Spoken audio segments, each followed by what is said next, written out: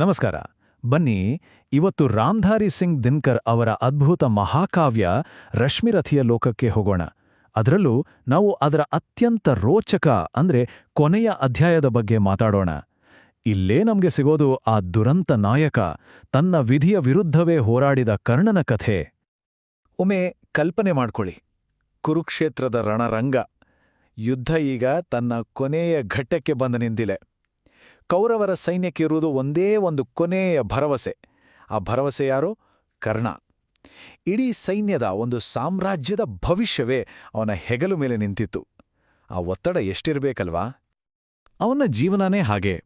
ಹುಟ್ಟಿನಿಂದಲೇ ಬರೀ ಕಷ್ಟಗಳ ಸರಮಾಲೆ. ಸಮಾಜ ಅವನನ್ನು ದೂರ ಎಡ್ತು, ಗುರುಗಳೇ ಶಾಪ ಕೊಟ್ರು, ಜೀವನ ಪೂರ್ತಿ ಹೋರಾಟ ತಪ್ಪಲೇ ಇಲ್ಲ. ಅಂದ್ರೆ ವಿಧಿ ಮೊದಲೇ ಅವನ ದಾರಿಯಲ್ಲಿ ಮುಳ್ಳುಗಳನ್ನ ಹಾಸಿಬಿಟ್ಟಿಟ್ಟು. ಹಾಗಿದ್ರೆ ನಮ್ಮೆಲ್ಲರ ಮುಂದಿರೋ ಒಂದು ದೊಡ್ಡ ಪ್ರಶ್ನೆ ಏನು? ಒಬ್ಬ ಮನುಷ್ಯನ ಶೌರ್ಯಕ್ಕೆ ಅವನ ಹಣೆಬರಹವನ್ನೇ ಬದಲಿ ಹಾಕೋ ಶಕ್ತಿ ಇದೆಯಾ? ಕರ್ಣನ ಈ ಕೊನೆಯ ಹೋರಾಟದಲ್ಲಿ ಮನುಷ್ಯನ ಸಂಕಲ್ಪ ಶಕ್ತಿ ಮತ್ತು ವಿಧಿಯ ನಡುವಿನ ಆ ಮಹಾ ಸಂಘರ್ಷ ಹೇಗಿರುತ್ತೆ ಅಂತ ನಾವೀಗ ನೋಡೋಣ.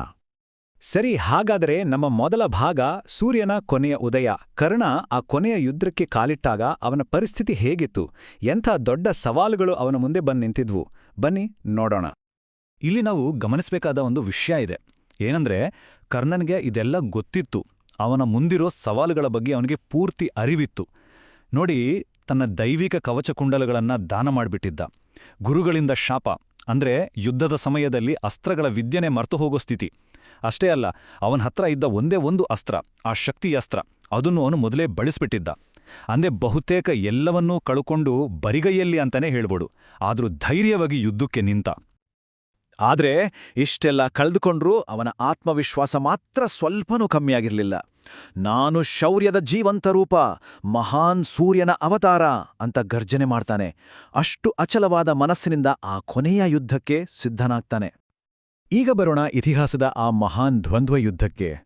ಒಂದು ಕಡೆ ಕರ್ಣ, ಇನ್ನೊಂದು ಕಡೆ ಅವನ ಜೀವನ ಪರ್ಯಂತದ ಪ್ರತಿಸ್ಪರ್ಧಿ ಅರ್ಜುನ. ಆ ಇಬ್ರು ಮಹಾಯೋಧರ ನಡುವೆ ನಡೆದ ಆ ಘರ್ಷಣೆ ಎಂಥ ಭಯಂಕರವಾಗಿತ್ತು, ಅದನ್ನ ಈಗ ನೋಡೋಣ. ಆ ಭಯಂಕರ ಯುದ್ಧದ ಮಧ್ಯದಲ್ಲೂ ಕರ್ಣ ಒಂದು ಮಾತನ್ನ ಮರೆಯೋದಿಲ್ಲ. ಅದು ಅವನು ತನ್ನ ತಾಯಿ ಕುಂತಿಗೆ ಕೊಟ್ಟ ಮಾತು. ಅದಕ್ಕೋಸ್ಕರನೇ ಅವನು ಯುಧಿಷ್ಠಿರನಂತಹ ಪಾಂಡವ ಸಹೋದರರನ್ನ ಸೋಲಿಸಿದ್ರೂ ಅವರ ಪ್ರಾಣವನ್ನ ತೆಗೆಯೋದಿಲ್ಲ, ಅವರಿಗೆ ಜೀವದಾನ ಕೊಡ್ತಾನೆ. ನೋಡಿ, ಇದು ಅವನ ವ್ಯಕ್ತಿತ್ವ. ಕೊಟ್ಟ ಮಾತಿಗೆ ಎಂಥ ಬೆಲೆ ಕೊಡ್ತಿದ್ದ ಅನ್ನೋದಕ್ಕೆ ಸಾಕ್ಷಿ. ಯುದ್ಧ ಹೀಗೇ ನಡೀತಿದ್ದಾಗ ಕರ್ಣನಿಗೆ ಒಂದು ಆಫರ್ ಬರುತ್ತೆ. ಯಾರೂ ಊಹಿಸ್ತಂತ ಆಫರ್. ಅಶ್ವಸೇನ ಅನ್ನೋ ಒಂದು ಸರ್ಪ ಅರ್ಜುನ ತನ್ನ ತಾಯಿಯನ್ನ ಕೊಂದಿದ್ದಕ್ಕೆ ಸೇಡು ತೀರಿಸ್ಕೊಳ್ಳೋಕೆ ಕಾಯ್ತಿರುತ್ತೆ. ಅದು ಕರ್ಣನ ಹತ್ರ ಬಂದು ಹೇಳುತ್ತೆ, ನಾನು ನಿನ್ನ ಬಾಣಕ್ಕೆ ಸೇರ್ಕೊಳ್ತೀನಿ, ನನ್ನ ವಿಷದಿಂದ ಅರ್ಜುನ ಖಂಡಿತ ಸಾಯ್ತಾನೆ ಅಂತ. ಈಗ ಕರ್ಣನ್ ಮುಂದೆ ಒಂದು ದೊಡ್ಡ ಪ್ರಶ್ನೆ. ಅಧರ್ಮದ ದಾರಿಯಲ್ಲಿ ಸಿಗೋ ಈ ಖಚಿತ ಗೆಲುವನ್ನ ಅವನು ಒಪ್ಕೊಳ್ತಾನಾ? ಆದ್ರೆ ಕರ್ಣನ ಉತ್ತರ ಏನು ಗೊತ್ತಾ? ಒಂದು ಹಾವಿನ ಸಹಾಯದಿಂದ ಗೆಲ್ಲೋದಾ? ಅಂಥ ಪಾಪದ ಕೆಲಸಕ್ಕೆ ನಾನು ಕೈ ಹಾಕಲ್ಲ, ನನ್ನ ತೋಳುಗಳೇ ನನಗೆ ಶಕ್ತಿ ಅಂತ ಖಡಾಖಂಡಿತವಾಗಿ ಹೇಳ್ಬಿಡ್ತಾನೆ. ಇದೇ ನೋಡಿ ಕರ್ಣನ ಶ್ರೇಷ್ಠತೆ. ತನ್ನ ಪರಮಶತ್ರುವಿನ ಎದುರುಗಡೆಯೂ ಅವನು ಯೋಧ ಧರ್ಮಕ್ಕೆ, ಗೌರವಕ್ಕೆ ಚ್ಯುತಿ ಬರೋ ಹಾಗೆ ನಡ್ಕೊಳ್ಳಿಲ್ಲ. ಸರಿ, ಇಲ್ಲಿಂದ ಕಥೆ ಒಂದು ದೊಡ್ಡ ತಿರುವು ಪಡ್ಕೊಳುತ್ತೆ. ಇಲ್ಲಿವರೆಗೂ ಮನುಷ್ಯರ ಹೋರಾಟ ಇತ್ತು, ಆದ್ರೆ ಈಗ ವಿಧಿ ತನ್ನ ಆಟವನ್ನ ಶುರು ಮಾಡುತ್ತೆ. ಕರ್ಣನಿಗೆ ತಟ್ಟಿದ್ದ ಹಳೆ ಶಾಪಗಳೆಲ್ಲ ಒಂದೊಂದಾಗಿ ಕೆಲಸ ಮಾಡಕ್ಕೆ ಶುರು ಮಾಡ್ತವೆ. ಅಕ್ಷರಶಃ ಅವನ ವಿರುದ್ಧ ಒಂದು ಪಿತೂರಿಯೇ ನಡೆಯುತ್ತೆ.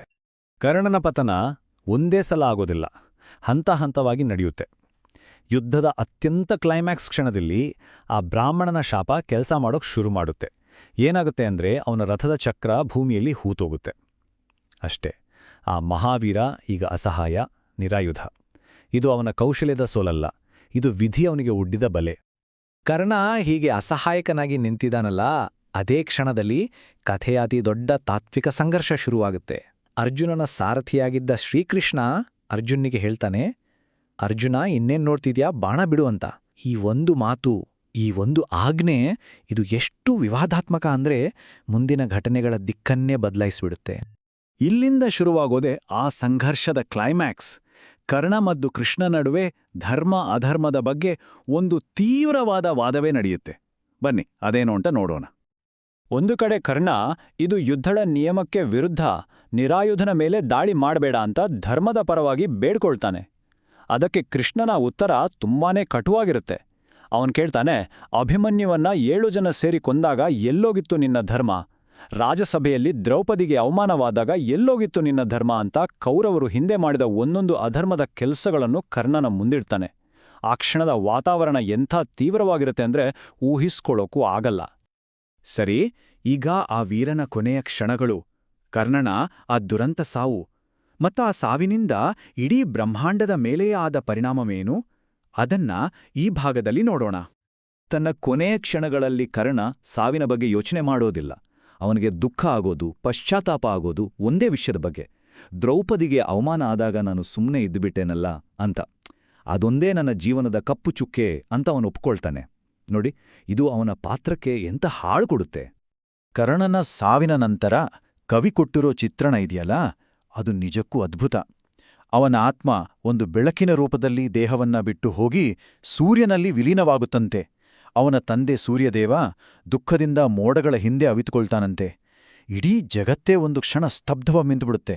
ಅಂದ್ರೆ ಇದು ಕೇವಲ ಒಬ್ಬ ಯೋಧನ ಸಾವಲ್ಲ, ಇದೊಂದು ಬ್ರಹ್ಮಾಂಡದ ದುರಂತ ಅನ್ನೋ ಹಾಗೆ ಚಿತ್ರಿಸಿದ್ದಾರೆ. ಕೊನೆಯದಾಗಿ ಕರ್ಣ ಬಿಟ್ಟು ಹೋದ ಪರಂಪರೆ ಬಗ್ಗೆ ಮಾತಾಡೋಣ. ಗೆಲುವು ಸೋಲನ್ನು ಮೀರಿ ಅವನ ಕಥೆ ಇವತ್ತಿಗೂ ನಮ್ಮ ಮೇಲೆ ಬೀರೋ ಪ್ರಭಾವದ್ರು ಏನು? ಇಲ್ಲಿ ಒಂದು ಆಶ್ಚರ್ಯದ ವಿಷಯ ಇದೆ. ಕರ್ಣನ ಬಗ್ಗೆ ಅತಿ ದೊಡ್ಡ ಹೊಗಳಿಕೆ ಮಾತುಗಳು ಬರೋದು ಯಾರಿಂದ ಗೊತ್ತಾ? ಅವನ ಶತ್ರುಪಾಳ್ಯದ ಮಾರ್ಗದರ್ಶಕ ಶ್ರೀಕೃಷ್ಣನಿಂದ. ಕೃಷ್ಣ ಹೇಳ್ತಾನೆ, ಅವನು ಬರಿಯೊಬ್ಬ ದೊಡ್ಡ ಬಿಲ್ಲುಗಾರನಲ್ಲ, ಅವನು ಧರ್ಮಿಷ್ಠ, ಕೊಟ್ಟ ಮಾತು ತಪ್ಪದವನು, ಸತ್ಯವಂತ ಅಂತ. ಇದಕ್ಕಿಂತ ದೊಡ್ಡ ಸಾಕ್ಷಿ ಬೇಕಾ? ಅವನ ಶತ್ರುಗಳೇ ಅವನ ಶ್ರೇಷ್ಠತೆಯನ್ನು ಒಪ್ಕೊಂಡಿದ್ರು ಅನ್ನೋದಕ್ಕೆ. ಅಷ್ಟೇ ಯಾಕೆ, ಯುಧಿಷ್ಠಿರನೇ ಒಪ್ಕೊಳ್ತಾನೆ, 13 ವರ್ಷಗಳ ಕಾಲ ನಾನು ಒಂದು ದಿನಾನೂ ನೆಮ್ಮದಿಯಿಂದ ಮಲಗಿಲ್ಲ. ಕರ್ಣನ ಶಕ್ತಿಯ ಭಯ ಯಾವಾಗಲೂ ನನ್ನನ್ನು ಕಾಡ್ತಿತ್ತು ಅಂತ.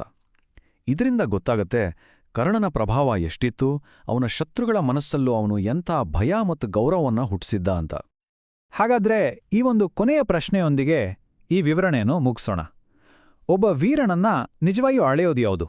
ಅವನು ಗೆದ್ದ ಯುದ್ಧಗಳ ಅಥವಾ ಸೋಲಿನಲ್ಲೂ ಅವನು ಬಿಡದೆ ಪಾಲಿಸಿದ ತತ್ವಗಳ? ಕರ್ಣನ ಜೀವನದ ಈ ಸಂಕೀರ್ಣ ಕಥೆ ನಮ್ಮೆಲ್ಲರನ್ನೂ ಯೋಚನೆ ಮಾಡುವಂತೆ ಮಾಡುತ್ತೆ.